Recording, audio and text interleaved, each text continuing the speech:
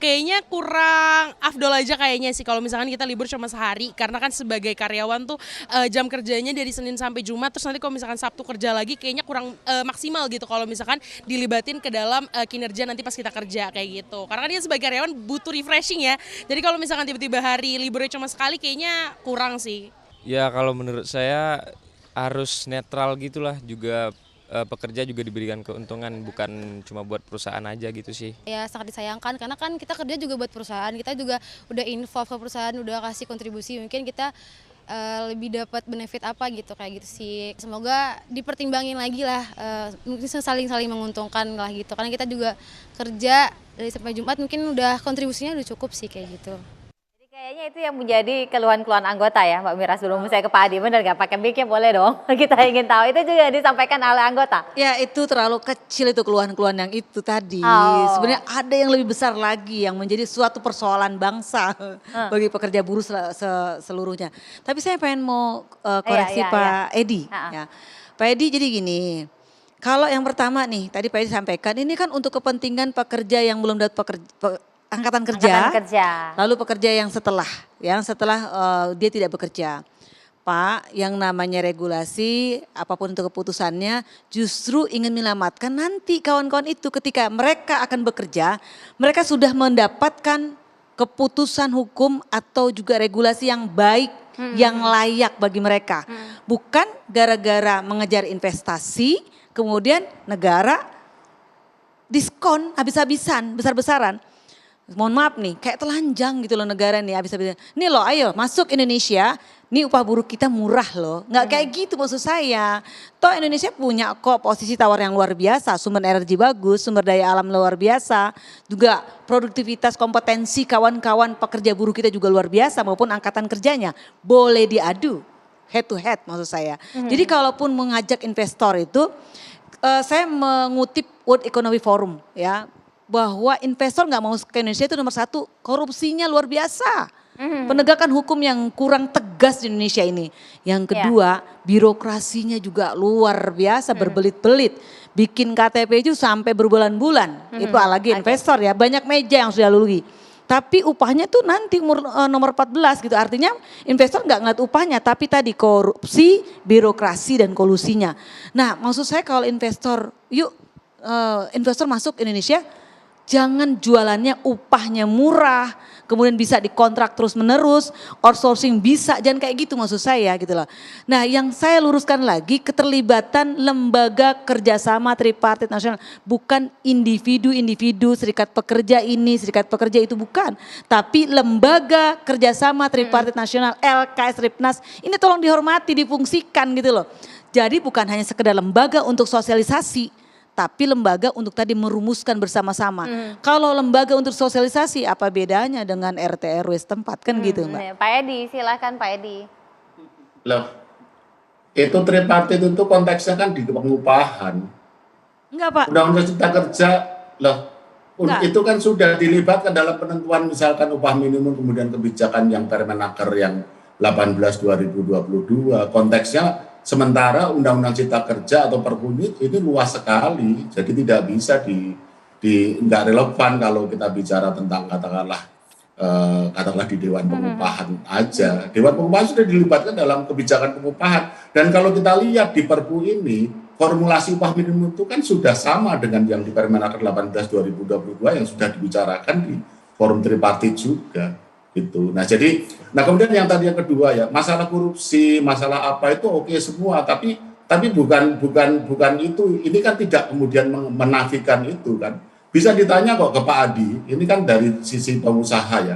Mereka punya keluhan tentang regulasi atau tidak? Oh keluhannya kan banyak sekali, justru Undang-Undang Cipta Kerja dan kemudian sekarang menjadi Perpu itu antara lain menjawab keluhan tentang ketidaksinkronan regulasi dan sebagainya. Kalau itu dianggap sebagai bukan hambatan, salah besar. Bisa dicek ke Pak Adi. Kalau menurut saya sih gampang aja, kan di studio ada Pak Adi. Apakah benar bahwa tidak ada keluhan tentang regulasi? Apakah benar bahwa keluhannya hanya katakanlah korupsi dan sebagainya? Terus masalah upah murah, pemerintah tidak pernah berniat menjual upah murah. Tidak pernah berniat seperti itu. Itulah mengapa kemudian di dalam Perpu yang sekarang ini juga dilakukan revisi terhadap formula upah minimum dengan menampung atau mengakomodir usulan dari serikat buruh, serikat pekerja. Kalau bukan karena usulan serikat buruh, serikat pekerja, ngapain dirubah? Tapi sudah terfasilitasi. Yang Apanya? pertama, saya sampaikan kembali secara tegas bahwa yang dimaksud dengan partisipasi Dewan Pengupahan Nasional itu enggak. Perpu yang dikeluarkan itu terutama klaster tentang ketenaga kerjaan itu seharusnya dibahas dulu di LKS Tripartit Nasional dan DPNAS. Kalau Pak Edi tadi sampaikan itu kan terkait dengan upah yang kemarin gitu loh, Permenaker nomor 18 tahun 2022. Nah itu beda lagi tuh, tapi ini kan kita bicaranya perpu. Munculnya perpu ini gitu loh, maksudnya perpu ini. Saya pikir tidak ada ketentuan ya dalam menyusun undang-undang kemudian harus melibatkan, bahwa harus melibatkan komponen buruh, melibatkan pengusaha, iya ya, tapi kalau secara kelembagaan harus melibatkan katakanlah Dewan Pengupahan, saya pikir nggak ada ya ketentuan seperti itu. Pak Adi. Iya, apa yang disampaikan Pak Edi ada kalanya benar juga, apa yang disampaikan Bu Mira juga ada kalanya benar. Mungkin perspektifnya begini Pak Edi, jadi kiranya bahwa apa yang sudah diinisiasi oleh pemerintah ini memang stagnanisasinya dan stagflasi, dengan begitu juga pasca putusan MK juga adanya perpu ini kita sikapi bersama. Jadi kiranya memang apa yang disampaikan Bu Mira tadi itu memang secara lembaga. Kebetulan kami ini juga memang sekaligus di Dewan Pengupahan Nasional yang memang khusus untuk memformulasikan dan membuat satu sistem mekanisme tentang masalah pengupahan Pak Edi. Dan adapun kebijakan-kebijakan tentang ketenaga kerjaan itu ada di LKS Tripnas yang dipimpin langsung sama Bu Menteri. Nah, ini kiranya secara lembaga itu memang dilibatkan mekanismenya, kan itu juga sekaligus memang mandatori daripada undang-undang baik 13, 11 maupun perpu itu sendiri. Mungkin itu yang dimaksud. Nah, namun kita perlu sikapi, tadi adik-adik kita juga berkeluh kesah tentang libur. Kalau untuk masalah libur yang dari 2 ke 1 dalam 1 minggu itu sebetulnya sama ya, baik di Undang-Undang 13 maupun 11 maupun di perpu itu sebetulnya sama. Cuman yang lebih penting kita sikapi sebagai pengusaha itu sebetulnya cuma satu, sejauh mana produktivitas kerja, sebanding lurus enggak dengan apa yang menjadi produktivitas sebanding dengan ongkos produksi, termasuk jasa gitu ya terhadap pekerja itu sendiri. Nah itu saya kira yang perlu kita cermati bersama. Saya sepakat Pak Edi, nggak ada niatan termasuk pengusaha ingin menggaji murah juga nggak ada. Orsos itu juga sebetulnya kompeten dan skill. Jangan punya persepsi bahwa orsos itu adalah gaji murah, tidak ada gitu ya. Makanya di pasal 64 itu masih ada ruang. Saya sepakat dengan Bu Irma, masih ada ruang. Jadi tidak ada sesuatu yang buntu di Perpu, ada ruang di PP turunannya nanti. Kita bahas bersama, kiranya kami juga menghimbau kepada pemerintah untuk melibatkan kami untuk diskusi di PP 35, di PP 36. Sejauh mana perspektif itu antara prasyarat yang harus dipenuhi, input, proses juga sejauh mana yang kita lakukan antara pengusaha dengan pekerja itu, dan output outcome-nya juga sama-sama kita welcome. Jadi asik gitu loh.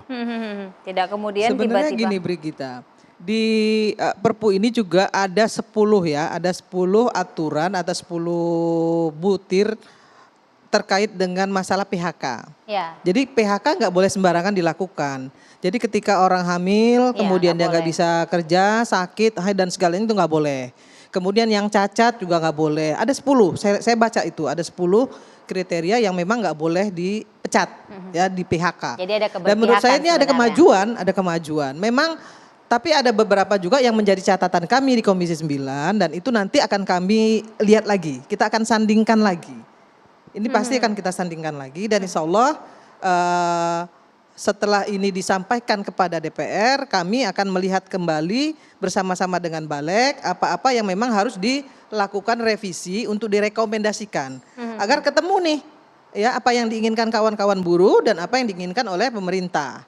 Nah, tadi yang disampaikan Pak Edi terkait dengan kita juga memang harus memperhatikan kawan-kawan angkatan kerja kita yang belum bekerja.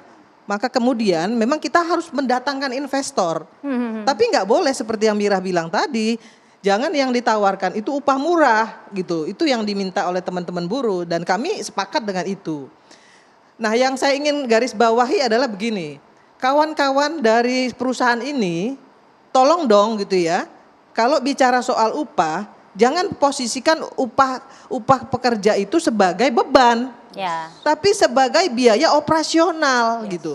Nah kalau itu dimasukkan ke sana, harusnya nggak ada kata keberatan ketika misalnya ya kasus pandemi yang begitu hebat ini, kemudian teman-teman minta kenaikan gaji gitu ya.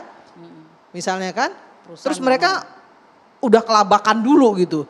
Nah sekian puluh tahun mereka mendapatkan keuntungan yang berlipat ganda, 2 tahun ini misalnya seperti itu, berkorban sedikit dong gitu kan. Untuk bisa membackup kawan-kawan buruh yang ter-PHK dan lain sebagainya. Coba juga dong punya hati seperti itu. Nah yang begini-begini kan harus dikomunikasikan sebenarnya. Nah kalau ini bisa terkomunikasikan dengan baik oleh Menteri Tenaga Kerja khususnya, saya kira nggak ada yang nggak bisa diselesaikan.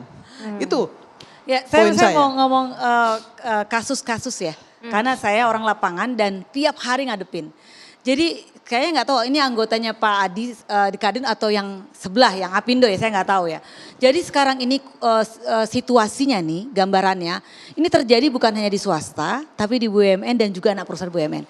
Si pekerja buruh ini paginya dia masih kerja tuh, nggak ada masalah. Masih baik-baik aja. Ketika dia pulang sampai di rumah, dia bertemu dengan keluarganya ngasih surat, Pak ini ada surat. Surat apa ya? Ternyata dibuka, PHK, Anda sudah tidak lagi bisa bekerja di perusahaan kami besok. Tanpa pemberitahuan? Tanpa pemberitahuan. Besok akan ditanya, ini perusahaannya sudah rugi. Kalau dulu undang-undang sebelumnya untuk menyatakan rugi harus ada 2 tahun laporan keuangan berturut-turut. Sekarang nggak perlu Mbak, pakai lisan aja rugi udah langsung bilang, saya efisiensi, saya rugi. Dan itu pesangonnya nggak ada, pesangonnya cuma 0,50 kali. Setengah, bukan 19 atau bukan 9 kali, tapi setengah. Ini yang terjadi, yang kami hadapi. Masya Allah, udah gitu ternyata dia buka open recruitment, buka lowongan. Ternyata ujung-ujungnya dia untuk outsourcing, untuk kontrakan ini konyol. Jadi ingin menghabisi karyawan-karyawan tetap hanya untuk merekrut dengan yang tadi upah murah. Ini memang sepertinya kayak ideal ya pemerintah mengeluarkan regulasi. Tetapi tidak seindah dengan kenyataan yang ada di lapangan kawan-kawan pekerja. Saya nggak tahu apakah ada di anggota Kadin seperti itu, tapi kebanyakan sih kawan-kawan Apindo yang melakukan itu. Nanti kita coba konfirmasi sesaat lagi, tetap bersama kami.